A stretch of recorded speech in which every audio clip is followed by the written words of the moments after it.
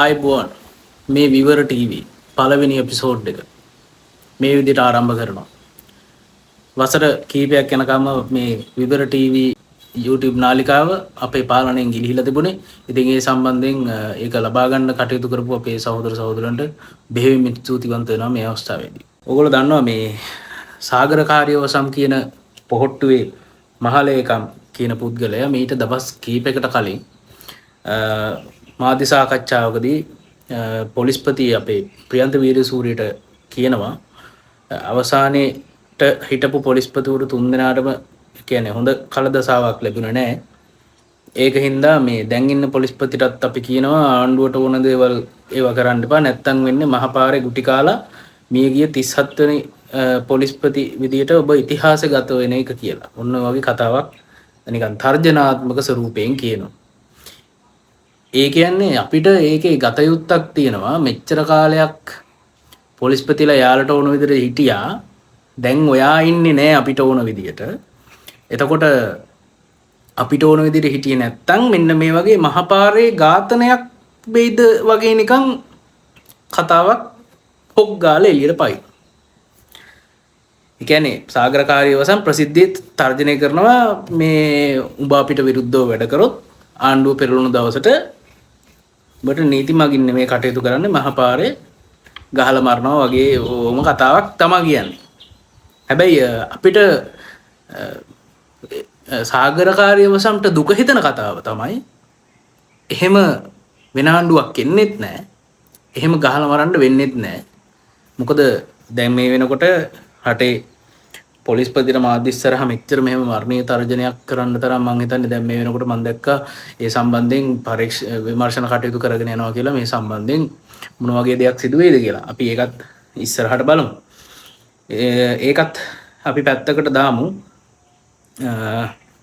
එහෙම මහපාරේ මිනිසුන්ගෙන් ගුටි කාපු කියන්නේ එහෙම මහ ජනතාව කුලප්පු කරන්න හදපු කුලප්පු කරාට වැඩක් නැහැ ඇත්තටම. පැහැදිලි කතාව. මොකද මිනිස්සු දැන් ඇත්ත දන්නවනේ. එතකොට මං හිතන්නේ එහෙම ප්‍රසිද්ධියේ තර්ජනය කිරීම බරපතල දෙයක්. දැන් මේ වෙනකොට ඒක සම්බන්ධයෙන් විමර්ශන පවත්වනවා කියලා මම දැක්කා තියෙනවා. ඔව්.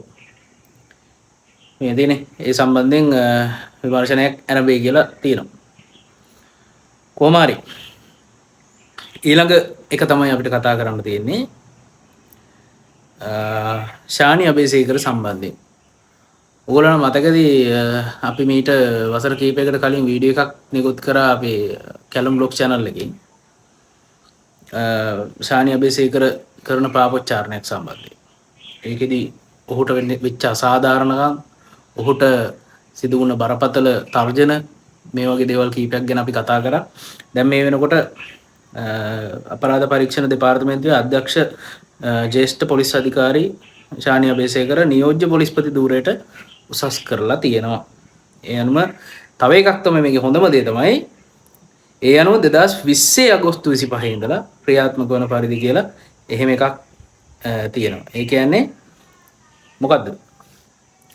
අපරාධ පරීක්ෂණ දෙපාර්තමේන්තුවේ අධ්‍යක්ෂ විදියට ඊට පස්සේ නියෝජ්‍ය පොලිස්පති ධූරයට උසස් කරලා තියෙනවා. 2020 අගෝස්තු 25 ඉඳලා ඇක්ටිව් කරලා තියෙනවා.